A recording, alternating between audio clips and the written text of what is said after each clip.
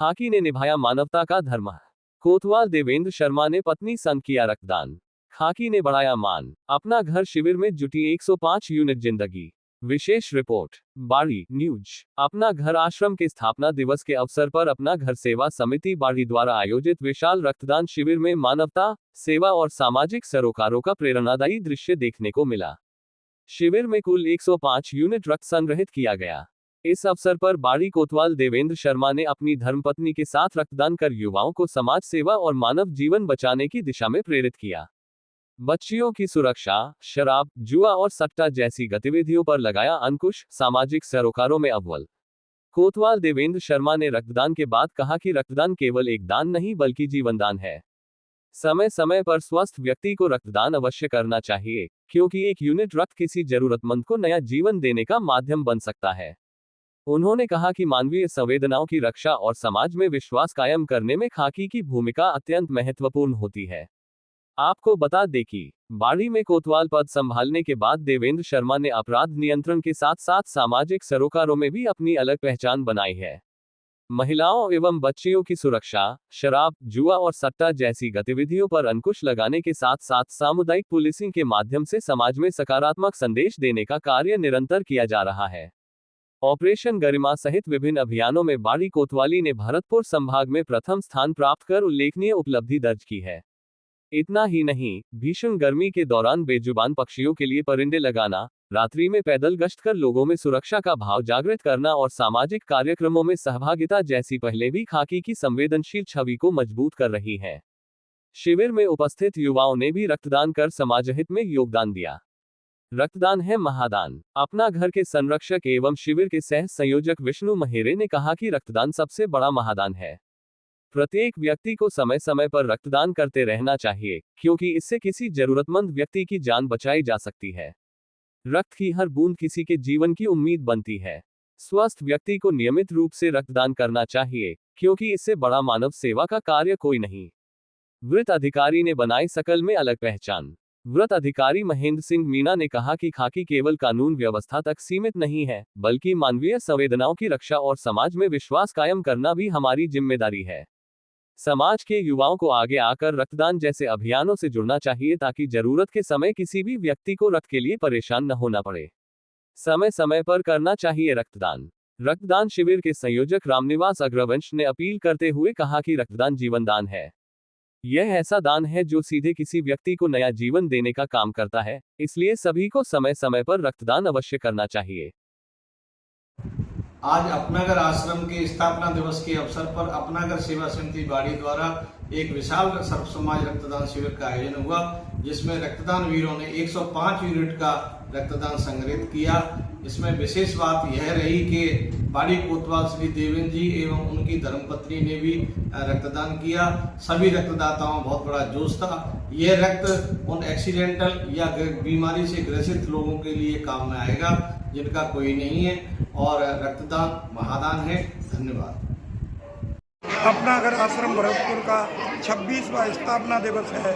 उसके उपलक्ष्य में अपनागर सेवा समिति बाड़ी द्वारा धौलपुर ब्लड बैंक में रक्त की कमी को देखते हुए एक रक्तदान आयोजित किया गया है, जिसमें अभी तक लगभग 70 यूनिट के करीब हमारा रक्तदान हो चुका है और अभी रक्तदान चालू है। हमारे रक्तदान एक एक दो कर पधार रहे हैं और सभी रक्तदाताओं का बहुत बहुत आभार और उन्हें अभिनंदन। अच्छा, मेरा एक क्वेश्चन ये है कि बाड़ी सबसे ज़्यादा, मुझे लगता है कि जिले में सबसे ज़्यादा बाड़ी डोनेट करता है, लेकिन फिर भी बाड़ी से महिलाएं रेफर होती हैं ब्लड की वजह से। क्या आपने प्रयास किए कि बाड़ी में ब्लड यहाँ पे रखा जाए? हमने कई बार लेटर भी लिख के दिए हैं, मगर अभी तक उस पर कोई कार्रवाई नहीं की गई है। केवल आश्वासन दिए गए हम लोगों को कि बाड़ी में हम बहुत जल्द ब्लड बैंक स्थापित करेंगे। सिर्फ आश्वासन मिले हैं आपको? जी, केवल आश्वासन। अच्छा, एक ब्लड का ये है कि अगर ब्लड किसी को लेना हो तो उसके बदले में ब्लड देना पड़ता है, लेकिन देखने में आता है कि जो ज़्यादातर राजनीतिक उसके चलते या पहुँच के या पैसे वाले वो ब्लड नहीं देते, ब्लड वैसे ही दे दिया जाता है। एक तरफ तो व्यक्ति ब्लड को यहाँ पे उससे दे रहा है, अब बड़ी मुश्किलों से दे रहा है, और आप भी बड़ी लंबे समय से इसकी तैयारी कर रहे हैं, अपना घर इसको पूरा आयोजित कर रहा है, और दूसरी तरफ मुझे लगता है कि इसका दुरुपयोग नहीं हो रहा है। देखिए, हम यहाँ रक्तदान शिविर आयोजित करते हैं और जिन लोगों को भी कभी भी आवश्यकता पड़ती है हम उनकी बहुत कोशिश करते हैं कि उनकी आवश्यकताएं पूरी की जाए।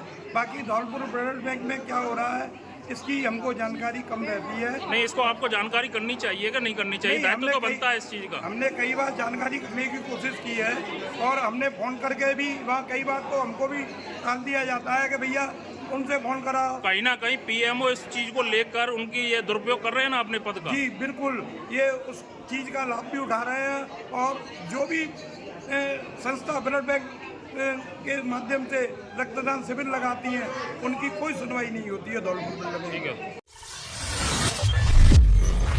जगन गुर्जर मौत मामला गरमाया, परिजनों ने शव लेने से किया इनकार। सीबीआई जांच की मांग पर अड़े। विशेष report Dholpur news. Ajmer high security jail में 10 जगन गुर्जर की संदिग्ध परिस्थितियों में हुई मौत के मामले ने अब तूल पकड़ लिया है।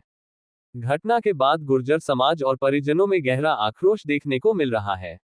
परिजनों ने मामले की निष्पक्ष जांच की मांग करते हुए शव लेने से इनकार कर दिया और मोर्चरी के बाहर धरने पर बैठ गए। परिजनों एवं दस्यू का पुत्र आसाराम गुर्जर का कहना है कि जगन गुर्जर की मौत की उच्चस्तरीय और निष्पक्ष जांच होनी चाहिए। साथ ही उन्होंने आशंका जताई कि जेल में बंद जगन गुर्जर के छोटे भाई की सुरक्षा को भी खतरा हो सकता है। परिजन 3 सूत्रीय मांगों को लेकर अड़े हुए हैं तथा मामले की सीबीआई जांच कराने की मांग कर रहे हैं। पुलिस एवं प्रशासनिक अधिकारी मौके पर पहुंचकर परिजनों को समझाने का प्रयास कर रहे हैं। इस बीच जगन गुर्जर के पुत्र आसाराम गुर्जर का बयान भी सामने आया है। उन्होंने अपने पिता को न्याय मिलने की मांग करते हुए प्रशासन से निष्पक्ष कार्रवाई की अपील की। हालांकि प्रशासन पूरे घटनाक्रम पर नजर बनाए हुए है और स्थिति को शांतिपूर्ण बनाए रखने के प्रयास जारी है। घटना के बाद क्षेत्र में चर्चा का माहौल बना हुआ है और अब सभी की निगाहें जांच की आगामी प्रक्रिया पर टिकी है। उधर दूसरी ओर 10वीं जगन सिंह गुर्जर के शव को लाने के लिए बाड़ी थाना प्रभारी देवेंद्र शर्मा एवं वसई डांग थाना प्रभारी मय पुलिस दलबल के अजमेर पहुंच चुके हैं और दस्यू के प्रभारी जनों को समझाइश कर रहे हैं। अब देखना यह है कि मामला कहां मोड़ लेता है। देखो, पुलिस प्रशासन भी एक बड़ी लोकतंत्र व्यवस्था के तहत चलता है। पुलिस प्रशासन के ऊपर भी राजतंत्र होता है, तो जो हो सकता है इसमें किसी बड़े नेता का हाथ हो, तो ये पुलिस प्रशासन बताए किसके कारण ये साजिश हुई और उसकी हत्या हुई। दूसरी सबसे बड़ी बात, हम कानून में भरोसा रखने वाले लोग हैं। किसी को सजा देना कानून का काम है। आज जगन गुर्जर की जो हत्या हुई है, निजी विद्यालय संगठन बाड़ी के नवनिर्वाचित पदाधिकारियों ने ली शपथ। शिक्षा के क्षेत्र में एकजुट होकर कार्य करने का लिया संकल्प। बाड़ी न्यूज। निजी विद्यालय संगठन बाड़ी का शपथ ग्रहण समारोह रविवार को डॉक्टर कॉलोनी स्थित नेवी पब्लिक स्कूल में गरिमामय वातावरण में आयोजित किया गया। कार्यक्रम का शुभारंभ दीप प्रज्वलन एवं मां सरस्वती की वंदना के साथ हुआ, जिसके बाद अतिथियों का स्वागत एवं सम्मान किया गया। समारोह में पूर्व विधायक गिरिराज सिंह मलंगा ने संगठन के नवनिर्वाचित पदाधिकारियों को पद एवं गोपनीयता की शपथ दिलाई। इस अवसर पर उन्होंने कहा कि निजी विद्यालय समाज एवं राष्ट्र निर्माण में महत्वपूर्ण भूमिका निभाते हैं। उन्होंने कहा कि शिक्षा के क्षेत्र में सकारात्मक बदलाव और विद्यार्थियों के उज्जवल भविष्य के लिए संगठन नई ऊर्जा और समर्पण के साथ कार्य करेगा। कार्यक्रम में ADCP Jitendra Singh Jadaun, UC CEO Hariom Singh एवं शारदे विद्यापीठ धौलपुर के प्रबंधक पम संग्राम सिंह सहित बड़ी संख्या में निजी विद्यालय संचालक, शिक्षाविद एवं गणमान्य नागरिक मौजूद रहे। कार्यक्रम का प्रभावी संचालन निहाल शर्मा द्वारा किया गया। अंत में संगठन अध्यक्ष दारा सिंह पचौरी ने सभी अतिथियों एवं उपस्थित लोगों का आभार व्यक्त करते हुए संगठन को मजबूत बनाने और शिक्षा हित में सामूहिक रूप से कार्य करने का संकल्प दोहराया। इन्होंने ली शपथ। शपथ ग्रहण करने वाले पदाधिकारियों में अध्यक्ष दारा सिंह पचौरी, वरिष्ठ उपाध्यक्ष सरनाम सिंह, उपाध्यक्ष मनोज पाराशर, महासचिव धनंजय शर्मा, संगठन मंत्री केशव चंद्र शर्मा, कोषाध्यक्ष शैलेंद्र सिंह, सह कोषाध्यक्ष किशन सिंह, मीडिया प्रभारी राजकुमार अवस्थी, सह मीडिया प्रभारी देवेंद्र मुदगल एवं ऑडिटर रशीद खान शामिल रहे। क्यों सफर में मैं बुजुर्गों की दुआएं साथ रखता हूँ, मैं बुजुर्गों की दुआएं साथ रखता हूँ। तो निश्चित रूप से आपके सहयोगी आपका सहयोग करेंगे, उसके साथ साथ बड़ा मदद मिलेगी। तो अगर हमारे बच्चों को अच्छी शिक्षा मिलेगी, अच्छे स्कूल चलेंगे, तो हमारे शहर का ही तो भला है। तो मुझे उम्मीद है कि आप हम सब मिलकर सहयोग करें, मदद करें। जय हिंद, जय भारत। रामनाथ साहब के संचालक बंधु, एक बार मेरा आपसे अनुरोध है कि थोड़ा सा इस स्वागत की चहल पहल को कम। आप देख लो, चाहे रिटायर फौजी हो, कहीं भी अगर कोई भी सरकारी अगर ऐसी संस्था होगी जहाँ पर भ्रष्टाचार की बलि चढ़ रही है, तो आप देख लेना कि ज्यादातर फौजियों को ही लगाया जाता है। कैसे फौज में आज भी जो फौज का सिपाही है, आज ही वो अनुशासन पर ईमानदारी से कार्य करता है। तो मुझे उम्मीद है कि आप और हम सब मिलकर इनका सहयोग करेंगे, और अगर हम और आप मिलकर सहयोग करेंगे तो बहुत अच्छे तरीके से अपने कार्य को करेंगे। और आपका और हमारा सरकार इसमें बढ़ाई है कि हमारे शहरवासियों के लिए अच्छी शिक्षा मिलेगी, अच्छी मदद मिलेगी।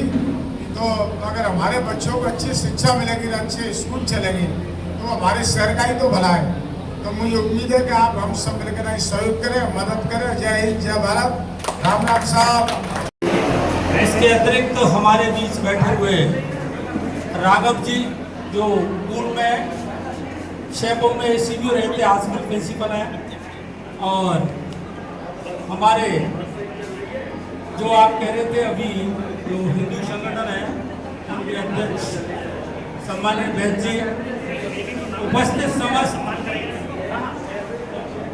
निजी विद्यालयों के संचालक बंधु, एक बार मेरा आपसे अनुरोध है कि थोड़ा सा इस स्वागत की चहल पहल को कम करें और एकाग्र होकर कुछ बातें सुने। बाकी अगर आप सुन नहीं पा रहे हो तो फिर बोलने का कोई मतलब नहीं होता, अर्थ नहीं होता। सर्वप्रथम मैं पचौरी जी को बहुत बहुत शुभकामनाएं देता हूं, और आपने एक बहुत अच्छे व्यक्ति के हाथ में ये कमान सौंपी है, तो मैं उम्मीद भी करता हूं कि आगे आपकी सारी समस्याएं बड़ी ईमानदारी से ये तय कर पाएंगे। अभी मेरे सामने एमएलए साहब ने भी कहा था, फौजी निश्चित रूप से अनुशासित होते हैं, कर्मठ होते हैं, ईमानदार होते हैं। और एक चीज और मैं बता, संगठन मजबूती पर कांग्रेस सेवादल की मंथन बैठक, नवनियुक्त पदाधिकारियों का सम्मान। विशेष रिपोर्ट धौलपुर न्यूज। कांग्रेस संगठन को जमीनी स्तर पर और अधिक मजबूत बनाने के उद्देश्य से आयोजित कांग्रेस सेवादल की बैठक में संगठनात्मक विषयों पर विस्तार से चर्चा की गई। बैठक में 28 जून 2026 को ओबीसी कांग्रेस के जिला अध्यक्ष सोनू यादव ने सहभागिता करते हुए कार्यकर्ताओं एवं पदाधिकारियों के साथ संगठन की मजबूती और आगामी रणनीतियों को लेकर विचार विमर्श किया। बैठक के दौरान संगठन विस्तार, कार्यकर्ताओं की सक्रिय भागीदारी और जनहित से जुड़े मुद्दों पर चर्चा की गई। साथ ही संगठन में नवनियुक्त पदाधिकारियों का माला पहनाकर स्वागत एवं सम्मान किया गया तथा उनके उज्जवल भविष्य की कामना की गई। इस अवसर पर कांग्रेस ओबीसी प्रकोष्ठ के जिला अध्यक्ष सोनू यादव ने कहा कि संगठन की वास्तविक ताकत उसके कार्यकर्ता होते हैं और सभी को एकजुट होकर पार्टी की विचारधारा को जन जन तक पहुंचाने के लिए कार्य करना चाहिए। बैठक के उपरांत वे धौलपुर नगर अध्यक्ष बनवारी लाल जाटव के जन्मदिन कार्यक्रम में भी शामिल हुए, जहां उन्होंने उन्हें जन्मदिन की शुभकामनाएं दी गई। निजी भूमि दान कर सरपंच ने पेश की मिसाल, पोखर निर्माण से जल संरक्षण को मिलेगा नया आयाम। Sample news. ग्राम पंचायत कैंथरी में जल संरक्षण और जनहित को लेकर एक सराहनीय पहल सामने आई है। ग्राम पंचायत के सरपंच अजयकांत शर्मा ने सरकारी दिशा निर्देशों को धरातल पर उतारने के लिए अपनी निजी खातेदारी भूमि उपलब्ध कराकर एक अनूठी मिसाल पेश की है। सरपंच अजयकांत शर्मा ने बताया कि सरकार की गाइडलाइन के अनुसार क्षेत्र में 2 पोखरों का निर्माण होना आवश्यक है, लेकिन दूसरी पोखर के लिए उपयुक्त भूमि उपलब्ध नहीं हो पा रही थी। ऐसे में जनहित को प्राथमिकता देते हुए उन्होंने अपनी निजी खातेदारी भूमि को पोखर निर्माण के लिए उपलब्ध कराया। उन्होंने बताया कि राज्य सरकार और जिला परिषद के मुख्य कार्यकारी अधिकारी की पहल को सफल बनाने के उद्देश्य से यह कदम उठाया गया है, जिससे क्षेत्र में जल संरक्षण को बढ़ावा मिलेगा तथा भविष्य में ग्रामीणों को इसका लाभ प्राप्त होगा। वर्तमान में निजी भूमि पर पोखर निर्माण कार्य तेजी से जारी है और इसे शीघ्र ही पूर्ण कर लिया जाएगा। ग्रामीणों ने भी इस पहल की सराहना करते हुए इसे समाज के लिए प्रेरणादायक कदम बताया है। स्थानीय लोगों का कहना है कि जनप्रतिनिधि द्वारा निजी हितों से ऊपर उठकर सार्वजनिक हित में लिया गया ये निर्णय अन्य लोगों के लिए भी उदाहरण बनेगा।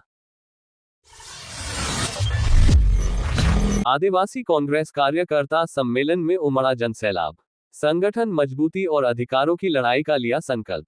सरमथुरा न्यूज। सरमथुरा स्थित कन्हैया पैलेस में जिला आदिवासी कांग्रेस धौलपुर का भव्य कार्यकर्ता सम्मेलन आयोजित किया गया। कार्यक्रम का आयोजन जिला आदिवासी कांग्रेस अध्यक्ष राम लखन मीणा सरपंच के नेतृत्व में हुआ, जिसमें संगठन की मजबूती और आदिवासी समाज के अधिकारों को लेकर व्यापक चर्चा की गई। सम्मेलन में आदिवासी कांग्रेस प्रदेश अध्यक्ष एवं विधायक गणेश घोघरा, धौलपुर जिला कांग्रेस अध्यक्ष एवं विधायक संजय कुमार जाटव, ब्लॉक कांग्रेस कमेटी अध्यक्ष रामेंद्र सिंह मीणा सहित प्रदेश से पधारे वरिष्ठ नेताओं, संगठन के ब्लॉक अध्यक्षों, जिला पदाधिकारियों तथा विभिन्न संगठनों के पदाधिकारियों ने भाग लिया। कार्यक्रम को संबोधित करते हुए वक्ताओं ने संगठन को जमीनी स्तर पर मजबूत बनाने, आदिवासी समाज के अधिकारों की आवाज को और अधिक प्रभावी ढंग से उठाने तथा जनहित से जुड़े मुद्दों पर एकजुट होकर संघर्ष करने का आह्वान किया। वक्ताओं ने कहा कि समाज की समस्याओं के समाधान और क्षेत्र के विकास के लिए संगठनात्मक एकता अत्यंत आवश्यक है। सम्मेलन में बड़ी संख्या में कार्यकर्ता एवं समाज के लोग उपस्थित रहे। पूरे कार्यक्रम के दौरान कार्यकर्ताओं में उत्साह दिखाई दिया और सभी ने संगठन को मजबूती प्रदान करने तथा समाजहित के मुद्दों को लेकर सक्रिय भूमिका निभाने का संकल्प लिया।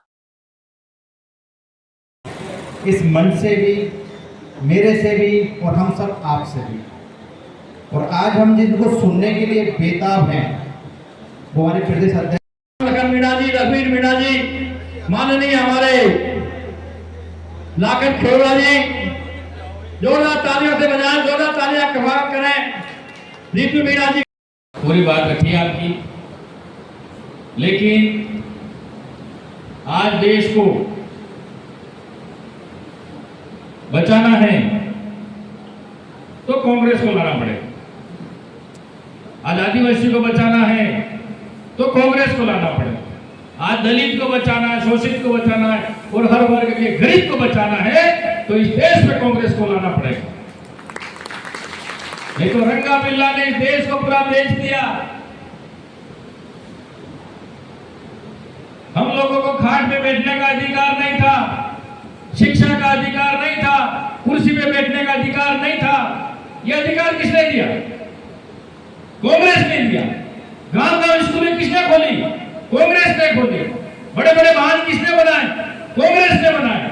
घर घर बिजली किसने पहुंचाई? कांग्रेस ने पहुंचाई। मचकुंड धाम को श्री कृष्ण सर्किट में शामिल करने की मांग को लेकर केंद्रीय मंत्री को सौंपा ज्ञापन। धौलपुर न्यूज। श्री रणछोड़ धाम विकास समिति द्वारा मंगलवार 30 जून को केंद्रीय पर्यटन एवं संस्कृति मंत्री गजेंद्र सिंह शेखावत को मचकुंड धाम को श्री कृष्ण सर्किट में शामिल करने की मांग को लेकर ज्ञापन सौंपा गया। समिति के पदाधिकारियों ने दिल्ली में केंद्रीय मंत्री से मुलाकात कर इस संबंध में विस्तृत जानकारी दी। ज्ञापन में बताया गया कि धौलपुर स्थित मचकुंड धाम भगवान श्री कृष्ण की ऐतिहासिक लीला स्थली है, जहां उन्होंने रणछोड़ रूप धारण किया था। धार्मिक मान्यताओं के अनुसार यह स्थान तीर्थराज के रूप में प्रसिद्ध है, जहां प्रतिवर्ष बड़ी संख्या में श्रद्धालु दर्शन के लिए पहुंचते हैं। समिति ने ज्ञापन में कहा कि स्वदेश दर्शन योजना के तहत विकसित किए जा रहे श्री कृष्ण सर्किट में मचकुंड धाम को शामिल किया जाना आवश्यक है। इससे धार्मिक पर्यटन को बढ़ावा मिलने के साथ साथ स्थानीय अर्थव्यवस्था को मजबूती मिलेगी और क्षेत्र के विकास को भी नई दिशा मिलेगी। समिति अध्यक्ष नितिन अग्रवाल ने केंद्रीय मंत्री को अवगत कराया कि क्षेत्रवासी कई वर्षों से इस मांग को उठाते आ रहे हैं।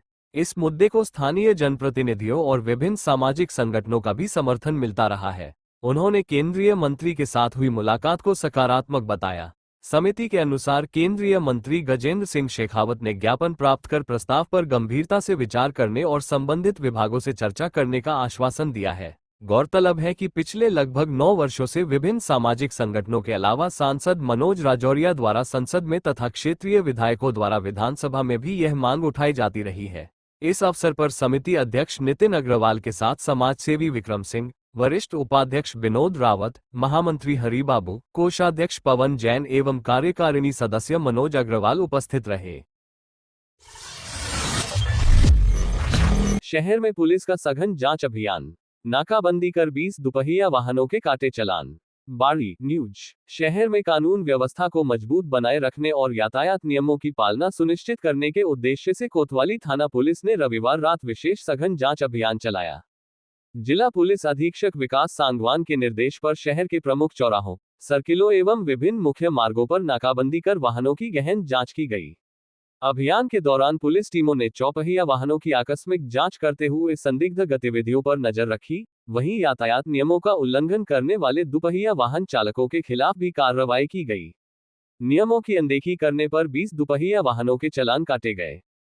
ये कार्रवाई एएसआई नीरज शर्मा एवं श्याम सुंदर शर्मा के नेतृत्व में गठित अलग अलग पुलिस टीमों द्वारा की गई। कोतवाली थानाधिकारी देवेंद्र शर्मा ने बताया कि रविवार शाम करीब 8 बजे से शहर के विभिन्न स्थानों पर सघन जांच अभियान चलाया गया। अभियान का उद्देश्य यातायात व्यवस्था बनाए रखने के साथ साथ अपराधियों की गतिविधियों पर प्रभावी नियंत्रण रखना है।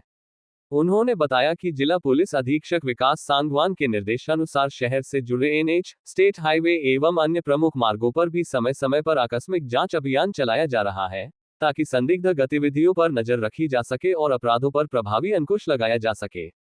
पुलिस की इस कार्रवाई से नियमों की अनदेखी करने वाले वाहन चालकों में हड़कंप की स्थिति देखी गई, जबकि आम नागरिकों ने सुरक्षा व्यवस्था को लेकर इस पहल को सकारात्मक कदम बताया।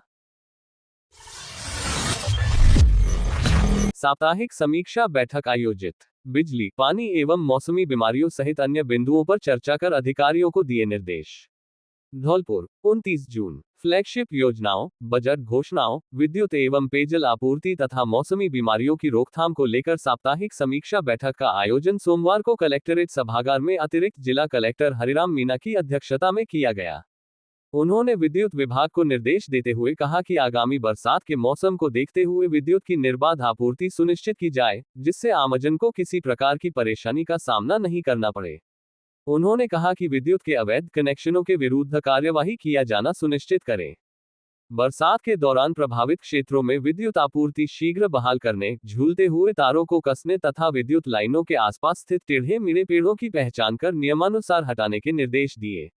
उन्होंने जलदाय विभाग की समीक्षा के दौरान एफएचटीसी तथा अमृत 2.0 योजना के अंतर्गत ब्लॉकवार शहरी कार्यों की भौतिक प्रगति की समीक्षा करते हुए कार्य की गति बढ़ाने के निर्देश दिए। नगर परिषद अधिकारियों को नालों की साफ सफाई सुनिश्चित करने तथा बरसात के दौरान जलभराव वाले क्षेत्रों में तत्काल जल निकासी की व्यवस्था करने के निर्देश दिए। उन्होंने सड़कों के किनारे जलभराव से उत्पन्न गड्ढों की मरम्मत कराने, सड़क पर निर्माण सामग्री के कारण यातायात प्रभावित होने की स्थिति में उसे हटवाने तथा सॉलिड वेस्ट प्लांट की प्रगति में तेजी लाने के निर्देश दिए। बैठक में राजस्थान संपर्क पोर्टल, जिला स्तरीय जनसुनवाई एवं प्रतिदिन जनसुनवाई में प्राप्त लंबित परिवादों की विभागवार समीक्षा की गई। उन्होंने निर्देश दिए कि लंबित प्रकरणों का गुणवत्तापूर्ण एवं समयबद्ध निस्तारण किया जाए। साथ ही न्यूज़पेपर कटिंग्स पर भी चर्चा करते हुए संबंधित अधिकारियों को आवश्यक कार्रवाई के निर्देश दिए। मुख्यमंत्री कार्यालय से प्राप्त परिवादों की समीक्षा करते हुए उन्होंने कहा कि इन प्रकरणों को अत्यंत संवेदनशीलता एवं प्राथमिकता से लेते हुए त्वरित एवं तर्कसंगत समाधान किया जाना सुनिश्चित करें। उन्होंने कहा कि आमजन को किसी प्रकार की असुविधा न हो, इसका विशेष ध्यान रखा जाए। बैठक में अतिरिक्त मुख्य कार्यकारी अधिकारी जिला परिषद बबली राम जाट सहित संबंधित विभागीय अधिकारी उपस्थित रहे। ट्रैक्टर चालक ट्रॉलियों का भी पंजीयन कराएं गौरव यादव। 15 जुलाई तक विशेष अभियान, टैक्स में मिलेगी छूट, बाद में होगी सख्त कार्रवाई। धौलपुर न्यूज। सर्वोच्च न्यायालय के आदेशों की पालना सुनिश्चित करने के उद्देश्य से परिवहन विभाग द्वारा जिले में कृषि ट्रैक्टर ट्रॉलियों के व्यावसायिक पंजीयन हेतु विशेष अभियान चलाया जा रहा है। जिला परिवहन एवं सड़क सुरक्षा अधिकारी गौरव यादव ने बताया कि यदि किसी कृषि ट्रैक्टर ट्रॉली का उपयोग व्यावसायिक अथवा वाणिज्यिक कार्यों में किया जा रहा है, तो उसका परिवहन विभाग में व्यावसायिक पंजीयन कराना अनिवार्य है। उन्होंने बताया कि वर्तमान में जिले भर में बिना पंजीकृत ट्रैक्टर ट्रॉलियों के विरुद्ध विशेष जांच अभियान संचालित किया जा रहा है। जांच के दौरान बिना पंजीयन के व्यावसायिक उपयोग में लाई जा रही ट्रॉलियों के विरुद्ध मोटर वाहन अधिनियम के तहत चालान, जुर्माना तथा वाहन जब्ती सीज जैसी कठोर कार्रवाई की जाएगी। गौरव यादव ने ट्रैक्टर मालिकों से अपील करते हुए कहा कि परिवहन विभाग द्वारा 15 जुलाई तक विशेष पंजीयन अभियान चलाया जा रहा है। इस अवधि में पंजीयन कराने पर निर्धारित कर टैक्स में विशेष छूट का लाभ दिया जा रहा है। उन्होंने सभी ट्रैक्टर संचालकों से आग्रह किया कि वे अंतिम तिथि का इंतजार न करें और समय रहते अपनी ट्रॉलियों का पंजीयन कराकर सरकारी योजना का लाभ उठाएं। उन्होंने ये भी बताया कि 15 जुलाई के बाद बिना पंजीकृत ट्रॉली के साथ व्यावसायिक उपयोग करते पाए जाने वाले ट्रैक्टरों के विरुद्ध सीज की कार्रवाई के साथ साथ नियमानुसार जुर्माना भी लगाया जाएगा। इसके अतिरिक्त सभी वाहन स्वामी अपनी ट्रॉलियों पर स्पष्ट रूप से पंजीयन संख्या अंकित करें तथा ट्रैक्टर पर अनिवार्य HSRP नंबर प्लेट लगवाएं ताकि अनावश्यक चालान एवं कानूनी कार्रवाई से बचा जा सके। जिला परिवहन एवं सड़क सुरक्षा अधिकारी ने कहा कि यह अभियान सड़क सुरक्षा को मजबूत करने, वाहन रिकॉर्ड को सुव्यवस्थित रखने तथा अवैध व्यावसायिक परिवहन पर रोक लगाने की दिशा में महत्वपूर्ण कदम है। उन्होंने सभी किसानों एवं ट्रैक्टर मालिकों से नियमों का पालन करते हुए विभाग का सहयोग करें। तहसीलदार की मानवीय पहल, निराश्रित महिला एवं 4 बच्चों के पुनर्वास की प्रक्रिया शुरू। राजाखेड़ा न्यूज। तहसीलदार राजाखेड़ा दीप्ति देव द्वारा मानवीय संवेदनाओं का परिचय देते हुए तहसील परिसर में पिछले कुछ दिनों से रह रही एक निराश्रित महिला एवं उसके 4 बच्चों के पुनर्वास के लिए त्वरित पहल की गई है। तहसीलदार के संज्ञान में आने पर पाया गया कि लावारिस महिला अपने 4 बच्चों के साथ तहसील परिसर में अस्थायी रूप से रह रही थी। प्रारंभिक जानकारी के अनुसार महिला का कोई परिजन अथवा निकट संबंधी उपलब्ध नहीं है तथा उसकी मानसिक स्थिति भी सामान्य नहीं है। ऐसी स्थिति को देखते हुए महिला एवं उसके बच्चों की सुरक्षा, देखभाल एवं भविष्य को प्राथमिकता देते हुए तत्काल आवश्यक कार्रवाई प्रारंभ की गई। इस संबंध में अपना घर भरतपुर के प्रबंधक को पत्र प्रेषित कर नियमानुसार महिला एवं उसके 4 बच्चों को संस्था में सुरक्षित रूप से आश्रय उपलब्ध कराने तथा उनके पुनर्वास की कार्रवाई सुनिश्चित करने का अनुरोध किया गया है। तहसीलदार ने कहा कि प्रशासन का दायित्व केवल राजस्व एवं प्रशासनिक कार्यों तक सीमित नहीं है, बल्कि समाज के असहाय, निराश्रित एवं जरूरतमंद लोगों की सहायता करना भी हमारी नैतिक एवं मानवीय जिम्मेदारी है। प्रशासन ऐसे प्रत्येक व्यक्ति को आवश्यक संरक्षण एवं सहायता उपलब्ध कराने के लिए प्रतिबद्ध है। तहसीलदार दीप्ति देव ने आमजन से अपील की है कि यदि उनके आसपास कोई निराश्रित, असहाय या संकटग्रस्त महिला, पुरुष अथवा बच्चा दिखाई दे तो इसकी सूचना तत्काल प्रशासन को दें ताकि समय रहते आवश्यक सहायता एवं पुनर्वास की व्यवस्था की जा सके।